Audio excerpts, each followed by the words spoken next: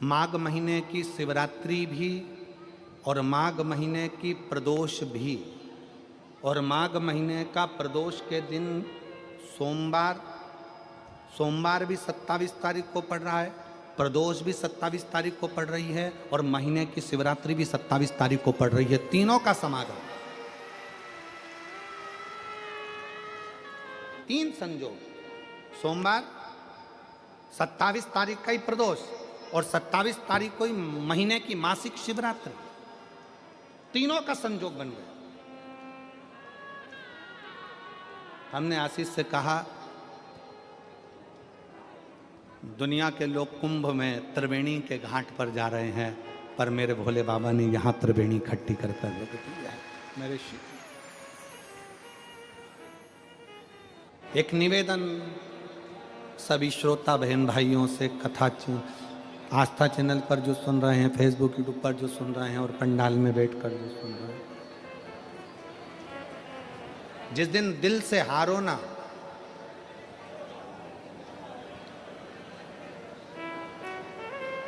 थोड़ी तकलीफों में अगर घिर जाओ, तकलीफें आ जाए, कष्ट आ जाए, तकलीफें जिस दिन तुम्हारे भीतर बहुत ज़्यादा मात्रा में आ जाए, उस दिन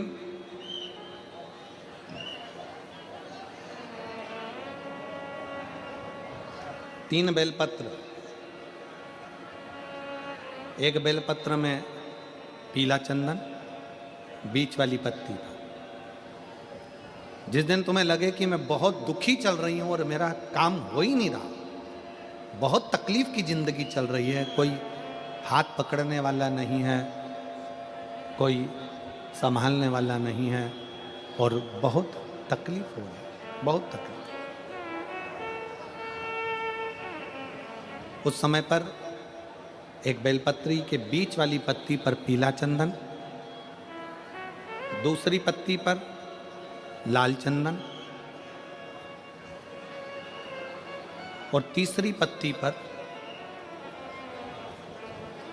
11 चावल गीले, पानी में उसको थोड़ा सा भिगो लें या धो लें, 11 चावल गीले शिव जी की उस पत्ती पर रखें। सबसे पहला पीला चंदन का बेलपत्र, दूसरे नंबर पर लाल चंदन का बेलपत्र, तीसरे नंबर पर जो 11 चावल आपने धोकर रखे हैं वो हाथ की हथेली में रखना है, और हाथ की हथेली में रखकर अपनी कामना कर कर भगवान शंकर से विनय कर कर पंचाक्षर मंत्र नमः शिवाय या षडाक्षर मंत्र ओम नमः शिवाय या श्री शिवाय नमस्तुभ्यम बोलकर उस बेलपत्र पर सीधे हाथ में रखकर उल्टे हाथ का स्पर्श कर कर बाबा से अपने मन के भाव कहकर शंकर के शिवलिंग पर उसे समर्पित कर दीजिए। एक ही लोटा जल, जहां से जल बहता है अशोक सुंदरी वाली जगह, एक ही लोटा जल, जहां से जल बहता है उस जल बहने वाली जगह पर 3 बार उस जल को अपनी कामना कर कर श्री शिवाय नमस्तुभ्यम या पंचाक्षर मंत्र या षडाक्षर मंत्र बोलकर 3 बार उस स्थान पर गिरा दीजिए। गिराने के बाद में बाबा से विनय कर कर अक्षत वाली जो बेलपत्र है, एक बेलपत्र और एक अक्षत उसमें से अपने लिए लेकर आ जाओ। उसको 2 महीना 3 महीना अपने घर में रखिए। जितना भी दुख है धीरे धीरे बाबा समाप्त कर कर खुशियां घर में लेकर आता ही है। दुख समाप्त होगा, खुशियां घर में आएगी जरूर। ये आज जो शंकर के शिवलिंग की आराधना करेगा, पूजन करेगा, उसके घर में 2 देवियां सदा सदा विराजमान रहेंगी। पहली सरस्वती, दूसरे नंबर पर लक्ष्मी उनके घर में सदा विराजमान। सरस्वती और लक्ष्मी।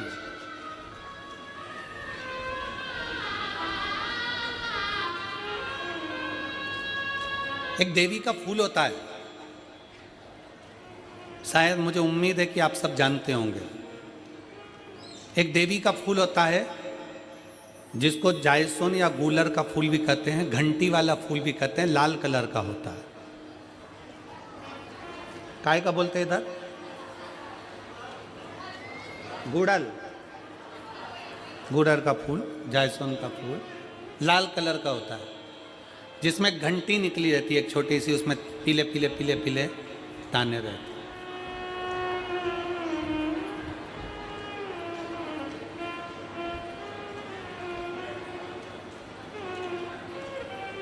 अगर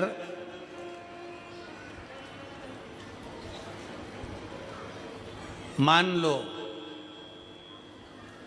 कोई बेटा बेटी, कोई लड़का लड़कियां, कोई बेटा बेटी, नवयुवक बच्चे या बहुएं या कोई अन्य व्यक्ति भी कोई कार्य चालू कर रहा है, मान लो कोई कार्य आप चालू कर रहे हैं, एजुकेशन के लिए बढ़ रहे हैं, या आपने कोई लक्ष्य बनाया है कि मुझे इस कंपटीशन एग्जाम में बैठना है, इस कंपटीशन एग्जाम में बैठना है और मेरा इसमें पास होना जरूरी है, और मैं जो चीज पढ़ती हूं ना मैं भूल जाती हूं, मैं अध्ययन करता हूं और भूल जाता हूं। कई माताएं भी ऐसी हैं 40, 45, 50 साल, 60 साल की हो गई, 60, 70 साल की हो रही हैं, कई बार कह देती हैं मेरी याददाश्त ठीक नहीं है, मैं कोई सामान रखती हूँ भूल जाती हूँ, मेरी याददाश्त में नहीं रहती। कोई भाई भाई लोग कह देते हैं मेरी याददाश्त में नहीं रहता, भूल जाता हूँ। कोई कह कर गया मुझसे बात कर लेना और मैं भूल गया कि मेरे को उससे बात करना था। कई बार मुझे मनी मंजिल तक पहुंचना है। तो शिव महापुराण की कथा कहती है आप अपने परिश्रम को 4 गुना बढ़ाओ, मेहनत 4 गुना करो, पढ़ाई 4 गुना करो, अध्ययन 4 गुना करो, दिन रात एक कर दो। और साथ में जो अशोक सुंदरी की जगह है, ये शिवलिंग समझ लेना जरा, ये जलाधारी पार्वती जी का हस्त कमल, ये शिवलिंग, ये जलाधारी, और यहाँ से जल बहता है। राइट में गणेश जी, लेफ्ट में कार्तिकेय जी, और बीच में जम के बोलो जरा अशोक सुंदरी।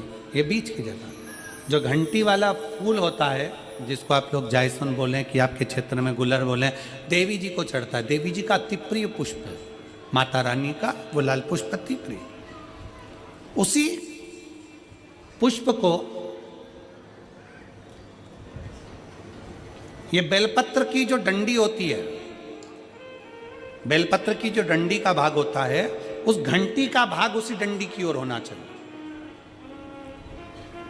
जैसे फूल की जो अंदर की घंटी जो निकली हुई है, उसका भाग ऐसा डंडी की ओर होना चाहिए। मतलब आपको बेलपत्री पर ये फूल को इस तरह से रखना पड़ेगा। मतलब उसका जो घंटी का भाग है, हाँ लाइए फूल लाओ, जेरा फूल मिल गया वो।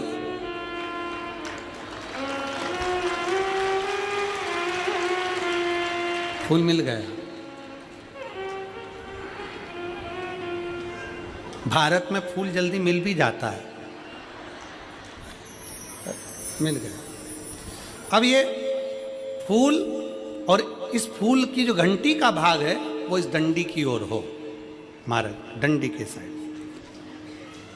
अपनी कामना कर कर, अपना नाम और गोत्र का स्मरण कर कर, शिव जी से अपने मन का भाव बोलकर इस फूल को और इस बेलपत्र को 12 महीने शिवरात्रि पड़ती है।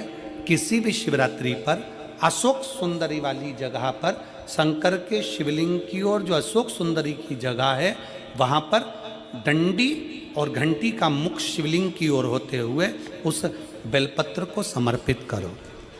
कब करना है?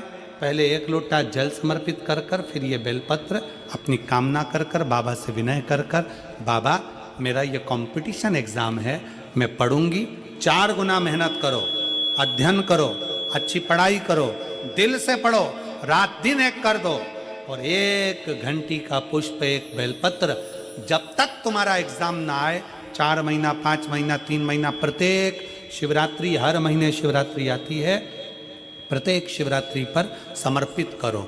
आप अपने लक्ष्य तक पहुंचोगे ही, कोई रोक नहीं सकता आपको। आप अपने लक्ष्य तक, अपनी मंजिल तक पहुंचे ही जाओगे। बोल बम का नारा है। बेटा बेटियों का विवाह नहीं होता, उन बेटा बेटियों के लिए मान लो अगर कोई ग्रह ऐसे हो गए कि भाई संबंध टूट गया और संबंध टूटने के बाद तलाक हो गया, होने के बाद दूसरा विवाह ही नहीं हो रहा, संबंध टूटने के बाद मंगल विवाह दूसरा हो ही नहीं रहा, तो प्रयास करिएगा। माँ जगतजननी जगदम्बा का हाथ इस तरह से रहता है, अपने दर्शन करेंगे पार्वती मैया के शिव मंदिर में, तो पार्वती जी का हस्त कमल शंकर जी की साक्षी में हमेशा बंधा हुआ रहता है, शिव की साक्षी में। महाराज प्रदोष काल में, प्रदोष के दिन कभी भी, किसी भी प्रदोष के दिन, वैसे तो मूल है इसमें सोम प्रदोष का वर्णन, सोमवार की जो प्रदोष पड़े उसका मूलता माना गया है, पर आप प्रयास करना कि किसी भी प्रदोष के दिन जिसका तलाक हो चुका हो, जिसका संबंध खराब हो चुका हो, संबंध हो ही नहीं रहा हो वापिस से, सोम प्रदोष के दिन जहां मां जगतजननी का हस्त कमल बंधा रहता है और शंकर भगवान का शिवलिंग है। आप लोगों ने कथा सुनी होगी कि सबसे पहली यज्ञोपवीत संस्कार, सबसे पहला यज्ञोपवीत संस्कार किसका हुआ था और किसने किया था? महाराज सबसे पहला यज्ञोपवीत माता ललिता देवी ने भगवान शंकर को यज्ञोपवीत धारण करवाया था।